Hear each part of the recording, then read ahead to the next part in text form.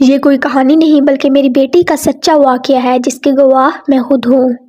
ہم کراچی کے ایک پرانے محلے میں رہتے تھے جہاں گلیاں تنگ اور گھروں کی دیواریں بہت پرانی تھیں۔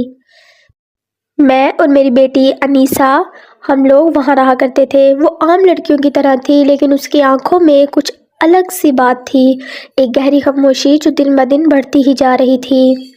اس کا خاموش رہنا اس وقت شروع ہوا جب وہ 16 سال کی ہوئی۔ پہلے پہل میں نے سوچا یہ صرف عمر کا اثر ہے، لیکن پھر کچھ عجیب و غریب باتیں شروع ہونے لگ گئیں۔ رات کے وقت انیسہ کی آنکھیں کھلی رہتی مگر وہ جاگتی نہیں تھی۔ کبھی وہ اپنے کمرے میں بیٹھی اکیلی مسکراتی رہتی حالانکہ وہاں کوئی نہیں ہوتا تھا۔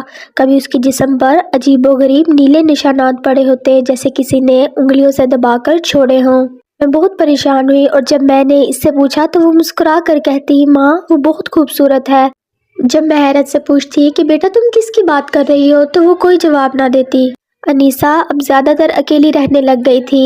اسے نیند میں چلنے کی عادت ہو گئی تھی۔ وہ اکثر رات کو چھت پر جا کر خلا میں دیکھتی رہتی۔ وہ ہمیشہ کہتی تھی، ماں رات کے وقت جب سب سو جاتے ہیں تب ایک دروازہ کھلتا ہے جو صرف اسے ہی دکھائی دیتا ہے۔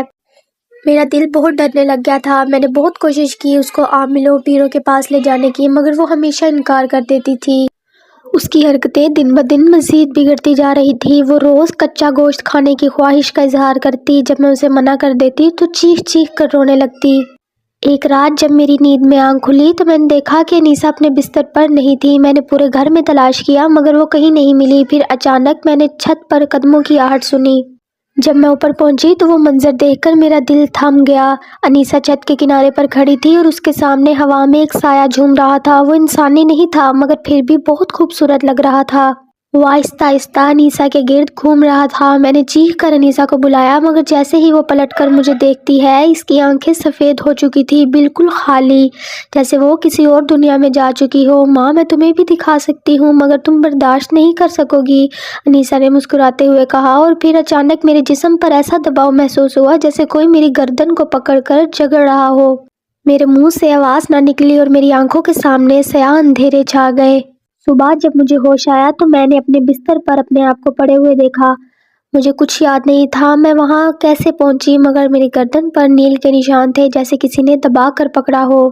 سب سے زیادہ خوفناک بات یہ تھی کہ انیسہ کمرے میں نہیں تھی۔ ہم نے پورے محلے میں اس کی تلاش کی مگر اس کا کہیں بھی سراغ نہیں ملا۔ پھر 3 دن بعد وہ خود ہی واپس آ گئی مگر اب وہ پہلے جیسی نہیں رہی تھی۔ اس کی خاموشی اور آنکھوں کی بے بسی نے مجھے بہت ڈرا دیا تھا۔ اس کی کلائی پر گہرے نشان تھے جیسے کسی نے سختی سے پکڑا ہو اور اس کے پاؤں ایسے لگ رہے تھے جیسے وہ بہت دور تک چل کر آئی ہو۔